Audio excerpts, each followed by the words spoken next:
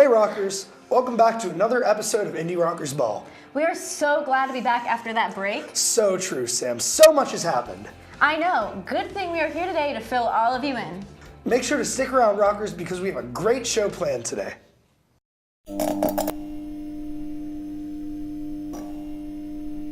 After its rave reviews at Sundance, the shocking documentary Leaving Neverland premiered as a two-part series on HBO on March 3rd and 4th.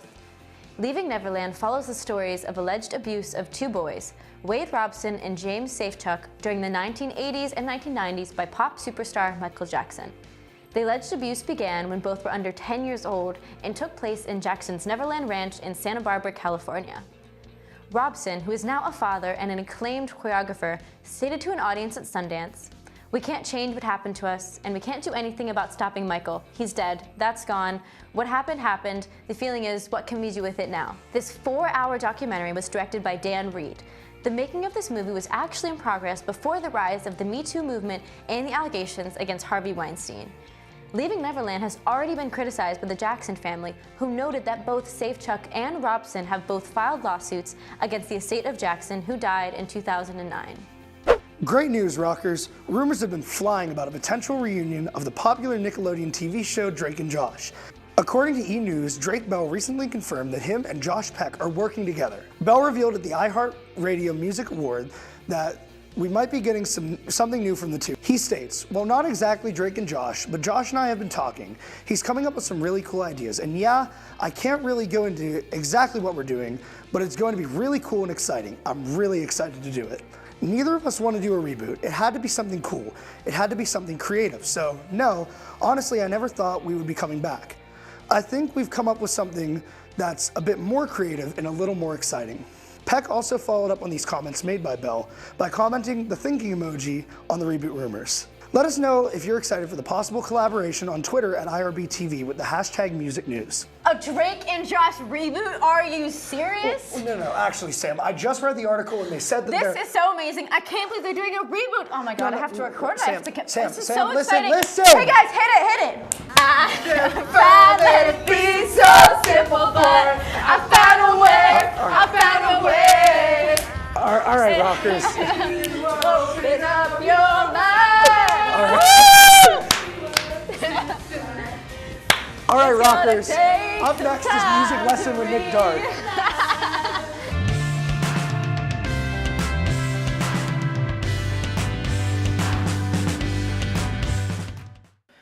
Hey Rockers, and this week on Music Lesson we're going to be learning The Only Exception by Paramore. So this is a pretty simple song. So you want to be in standard tuning and then with a capo on the 4th fret, and then from there you want to play a G chord, a D minor chord, and then a variation of the C chord with just the 5th and 4th strings. So you want to start out with the G and then a very simple strumming pattern.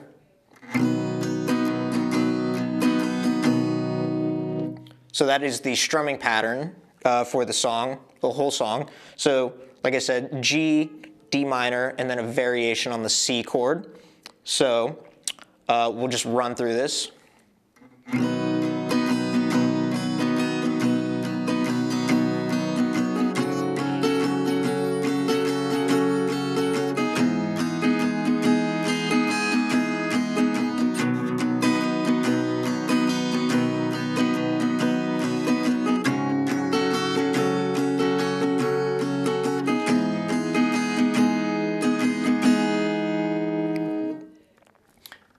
And that is the intro and verse to The Only Exception by Paramore. We'll see you next week, Rockers.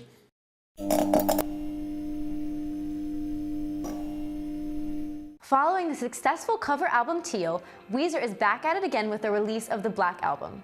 Released on Friday, March 1st, Weezer's Black Album is the band's 13th studio effort and is led by the rambunctious single Can't Knock the Hustle, which was released alongside a humorous music video starring Pete Wentz.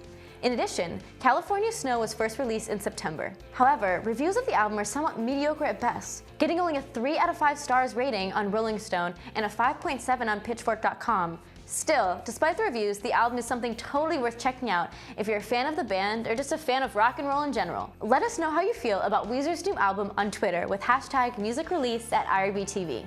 It's been almost 2 years since American Teen by Khalid has come out, and lucky for us, we're getting a new album next month. In February, the artist paired with the duo Disclosure for the new song Talk, which was signed off by RCA to do. After that song, there was a lot of talk about what Khalid was about to do. Talk has hit the Billboard's Top 100 and is sitting at number 44, which puts Khalid's 4 executive songs on the chart. This also includes Benny Blanco's East Side, Sun City's Better, and Billie Eilish's Lovely. Anyways, back on track with the new album. On Tuesday, February 19th, he answered all the unanswered questions on Twitter. He promised them that an album will be dropped in April. He also says, "This album is the culmination of all the growth and experience I've gathered over the past 2 remarkable years. I've been in the studio pouring my soul and spirit to create a body of work that I hope speaks to each and every one of you." Another Weezer album? This is so exciting. I know, I can't wait to give it a listen. Me too. At least it will give us something to listen to while we wait for the new Khalid album. That's right, I'm so excited for this album. It's been 2 years since his last release. It will be worth the wait. Anyway, rockers, make sure to stick around because up next is Rockers Review.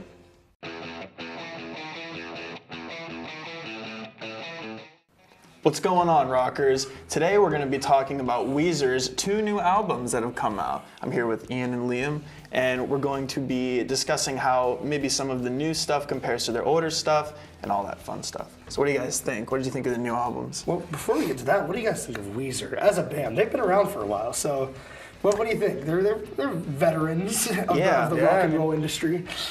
I mean, coming from someone that just recently got into Weezer, because my one friend back home is in love with them. He's actually obsessed, and driving once in a while. He played Weezer in the car for the first time on the Teal album, and he's like, I know you've heard this song. I'm a huge '80s guy usually, and he played Paranoid by Black Sabbath. Their cover on the Teal album, and it was phenomenal. I just kind of kept diving through the whole album and putting it on loop. I think they're phenomenal. And there's a band that I definitely need to dive into a little bit more. Definitely. Jet, what about you? You like them? Yeah, I've liked them since the Blue album, and I really like Pinkerton too. That's probably my favorite album that they have. And yeah, I mean, some of their stuff in the middle I don't care for too much. Well, it's not too bad though. But I did really like their Teal album though, just because I thought the covers they did were really good. Yeah, they were pretty fire. Creatively speaking, they're definitely one of the most inventive bands. They branch out of their comfort zone a little bit, like with the Teal album when they covered TLC with no scrubs. Yeah. That was a good cover. I just would not have expected it. Yeah, they did Take On Me too. Mr. Blue Sky too. Dude, all of those covers. The whole Teal album blew my mind because it came out of nowhere. It was just one morning hey guys, it's Weezer, here's our new album, give it a listen. It's all right. Because everybody was waiting on the Black album, which, have you guys gotten to listen to it yet, the new Black album? I've listened to it a little bit, but I mean, honestly, I've seen reviews on it. Yeah. I mean, it's been kind of average across the board, but I honestly enjoy it. I was listening to it a little bit, even before the show started, and I think it's decently well. I would listen to it in the car, and kind of jam out to it. I think it's a great album. Well, I have the, I guess you could say, opportunity, the privilege of being a delivery driver back home. So any new music that comes out, I just play. Oh yeah, I play it as I work. It's play it on great, full blast. Full blast. So not only me, but all my hometown knows about Weezer's new album now. Yeah. But no, the Black album was really good. Weezer's one of the only bands that I listen to religiously that I could say can get away with just dumb stuff making up the content of their songs. For sure. Do either of you guys follow Rivers Cuomo, lead singer, on Instagram? Well, if you don't know, he makes these homemade memes of all their album covers, and he'll put all the new phenomenons of memes, all the new memes. He'll go out and he'll make these memes revolving around Weezer and all their album covers, how it's just them standing with a background. And he'll the one, he inverted all their legs, so it was just sets of legs up and down standing there. So when you have someone like that at the helm of your operation musically, you're bound to have a good time. And it's always good to have that one band that you listen to religiously that no matter what they throw out there, you respect them as an artist, and you kind of follow them and just listen to them all the time. It's great. Yeah, kind of like how Jet was saying, he likes the the albums in between some of like the bigger albums, like there's the Blue album and there's Pinkerton. Then there's the albums in between that people are kind of into, like Hurley and like the Green one's not too bad. Green album's good, but like you start doing all these different albums and. You have like the ones that people don't like or like the sleeper albums in between, but there's still hits on them, like still good music. Yeah, there's still like good bops on there. Exactly, Really good bops. Good bops. Weezer, inventor of good bops since whenever they were founded. You guys ever see them live? No. Because I have. How are they live? They are fantastic. That's I cool. got to see them in Pittsburgh. They opened up for, actually no, Panic at the Disco opened up for them. It was like summer of 2016. And they did this, what should I say? They did like live, they took all the Twitter, like everybody who tweeted with the hashtag, they put it all up on the screen, like on the screen behind him. And he did like live commentary of all the tweets. Oh my God. Like in front of a sold out show, and it was hilarious because I thought it was more of a stand-up act than stand-up comedy act than it was an actual musical performance. That's awesome. But they're phenomenal live, and if I could recommend you like going in and seeing one band live, I would say go see Weezer before you die. Yeah. Or they do. I mean, they're getting pretty old. Yeah, true. Rivers Cuomo is quite a character too, because he in the '90s he quit one of the biggest bands to go back to Harvard to school and then joined the band again after he graduated. Yeah. Like it's nuts, like just doing stuff like they that. said Lil Pump dropped out of Harvard to save the rap game, but Rivers Cuomo went back to Harvard to save the rock and roll game. So that's right. He knows. I don't know. I don't know where you would put that in ranks of importance, but I know where I'm putting him, and that's right at the top. I feel like we gotta collect ourselves because I don't know where this conversation's going. So hold on. I mean, it's still about Weezer. We're still on the same topic. Yeah. Well, we're gonna cut this part out. We're gonna jump back into it. Should we start wrapping up soon? You guys need to get. What? Does Jen have anything else to say? Because most of the time it's just you two. sorry. I was butting in. You was adding stuff to it. Well, like we're down here trying to burst out laughing because we heard Paige up there. She's like, Jet's not speaking. Jet's the guy who's I was trying my best. All right. Preview 3 for the hope that Jet says something. Oh, I thought you guys were laughing at something else. But That's funny. Talking a lot. Yeah, basically. I don't know if he was talking a lot, but he was definitely talking. Yeah, he definitely was. There were words that left his mouth, however few. Talk about Weezer. Is there anything else you guys want to say before you wrap up? Other than me saying I'm definitely gonna check them out Oh, we'll say. a little bit more. Yeah, I know. I was gonna say like. Nah, never mind. I would probably just put that in the wrap because I was gonna say like. It's like, well, that's all the time we have. Make sure you listen to Weezer's new album, and this has been Rockers Jet Review. It's like, speaking. thanks for that whole thing. That's all I was gonna do. Yeah. But. Yeah, we can do that.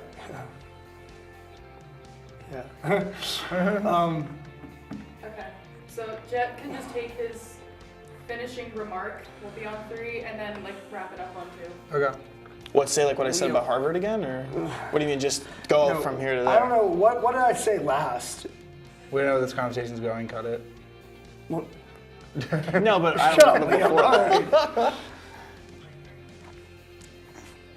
No, about that seeing them live and like how he went Yeah, to I Harvard. said- How he went to Harvard. Little I Pump. said in order of Little Pump. importance, they are very important. Yeah, Little Pump, and you're like, I know where my thing is for Harvard and stuff. 3 Okay. We're gonna cut to 2 immediately. Jet, this is where you do your you bring in some references from Tommy Wiseau. You're like, haha, what a great story, Ian. It's like, no. Haha. Okay, that's fine. I'll do the outro. So, do like your finishing remark, like talking to them. We'll be on camera 3, and then like wrap it up and be like, "This is next week, Rockers." So I said something Sure, about, in okay. order of importance, Okay. Yeah. Weezer's at the top of the go back to Harvard to save your genre. Okay. Yeah. Just tell me whenever to go. That's all. Yeah. So. Yeah, okay. Yeah, for sure though. But he's quite a guy, and what a great band, you know. All right, guys, that's all the time we have for Rockers Review this week. Make sure you listen to Weezer's 2 new albums if you haven't yet, and we'll see you next week. Okay. We're gonna do that again because they cut to 2. You suck, Jed. Oh, okay, okay, So- that's fine. That's fine. Jet, we're gonna do that again because you fucking suck.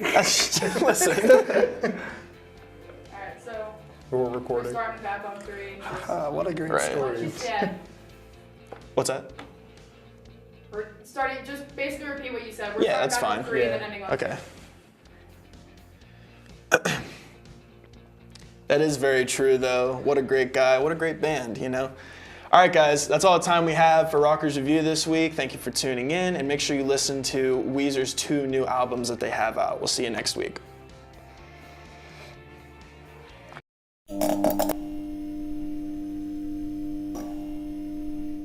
Guess what, rockers? The former Beatle, Ringo Starr, will turn 79 in July and is back in the studio recording a new album, Billboard confirmed on March 17th. He has been working on a new record for a few months, his representative said in an email. There's no word on when it will be released. According to Billboard.com, the first clue to the new album came March 14th, when Ringo Starr's recording engineer, Bruce Sugar, posted a picture of himself, Ringo, and all-star band guitarist Steve Lukather on Facebook with the caption, "Another great day in the studio." Ringo's recent album, Give More Love, was number 128 on Billboard Top 200 in October of 2017. Is this exciting news for you guys? Let us know how you feel on Twitter with hashtag musicnews at IRB-TV. Recently, 5 Seconds of Summer and the Chainsmokers were on The Tonight Show starring Jimmy Fallon. During the show, the two bands performed a collaboration of What Do You Love? The performance was different, yet exciting, while they brought the two opposing forces which highlighted different parts of the song and made the performance that much stronger.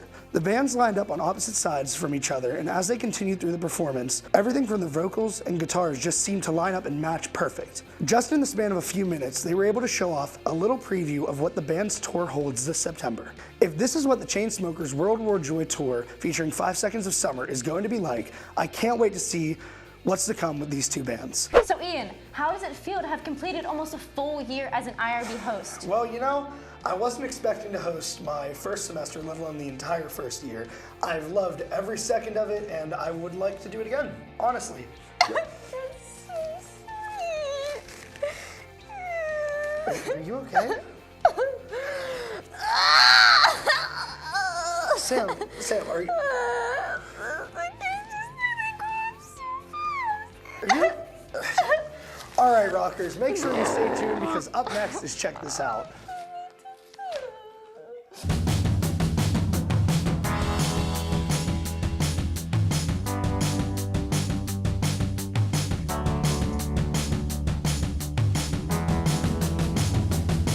What's up, rockers? Leah here. We're back with another great live performance. And trust me, you guys are all in for a great one. Today we have Liam with us in the studio, and he is going to be performing some original music. And afterwards, we're gonna sit down and ask him a few questions, so don't go anywhere. Give it up for Liam.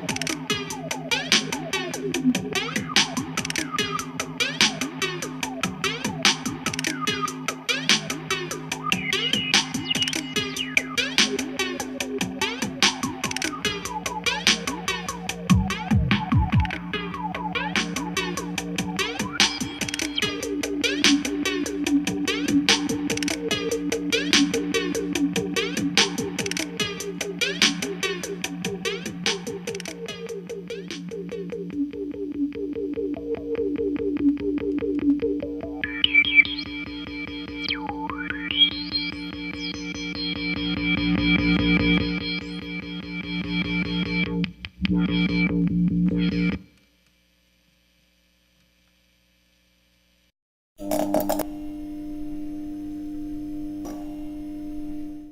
rockers, so Liam's here with us. We just heard him play some amazing musical improv and we're gonna talk to him about it. So that was all improv, what you just did? Yeah, pretty much so. Yeah. Wow, that's amazing. Thank you. So when did you start doing improvisation? Like what led up to that? And Well, it all started off at like open mics. Back home, I go to a lot of open mics in the Lehigh Valley. And me and my friends we were encouraged to just go up on stage and just jam and see what we can produce on the spot, and it's something different every time. So I think just like the chance factor in it, like got me really into it. Just that it can be something different every time, and you don't really know what it's gonna turn out like, you know? Yeah. So do you still play at these open mics? Yeah, I actually host the open mic here at IUP with my good friend Nathan Janoff. Oh, that's awesome. Every Monday night at 8 p.m. in the Hub Ohio room. Yeah, and I like to go to the local ones around here too. But it's really nice that I can host one and feel at home here. Yeah. Yeah. Are you going to any open mics back at home in Allentown? Is that in the summer that people can check out? Yeah, there's a bunch of open mics in the Lehigh Valley. There's a few in Easton, at Connections Art Gallery and Black and Blue Bar and Grill, which is another popular one. In Allentown, there's one at the Alternate Gallery, and right next to it, there's an acoustic open mic at Coffee House Without Limits. Okay, nice. Yeah. So you said that the open mics that you went to, like growing up, got you into improv. But so what are some of your musical like influences though? I mean, I really like a lot of different music. I really enjoy classical music, jazz, but more of like for my improv stuff, I draw more inspiration from Beck. He's like my favorite performer of all time. Like, okay, I know Beck. Yeah, I just like his style, and like not necessarily that he improvs, but like I think like a lot of times like I look to his songs for inspiration, and I just filter it through my improv. So tell me about what you played for us today. Like, did it just like come to you? How was that process? Well, it kind of involved some pre-planning. Some pre-planning. Yeah, which is still improv because I had to make it up like right before. But yeah, I made a little beat on my vocal sample, and then I kind of just incorporated that and did different things with that beat. And then I also had an arpeggiator running on the synth, which I played with too. And I played with the settings on the synth too, as you heard or will hear. That's really cool. I don't even know like all these terms. I don't even know like what all these things are. But, yeah, it's fun just to like just make something on the synth and just like toy around with the knobs and just like discover new sounds. That's what it's all about for me. It's just like making something new every time. Yeah. No matter if it turns out nice or ugly. It's fun all the same. Yeah. So I know you performed on IRB before. How has your music changed since the last time you performed on the show? Last time I performed, I was performing some music that I had been working on with one of my friends back home, Shannon. And this time it was all original. This is just me writing all this music, and I actually have a synth and stuff. And I didn't have a guitar like I did last time, so. But sometimes I like to use my guitar while I'm improvising. So you play the guitar? Yeah, I also do. Yeah. Wow. So you do a lot. You do a lot of stuff. All right, guys. So make sure you check Liam out at IUP's open mic every Monday at 8 o'clock. Yeah. Yes. He's going to be hosting, and make sure you follow him on social media. And thank you so much, Liam, for being with us today. It was a lot of fun. We Yeah. loved hearing your music. Thanks for having me. It's always an honor to be on IRB. So that's all the time we have for today. So see you next week, Rockers.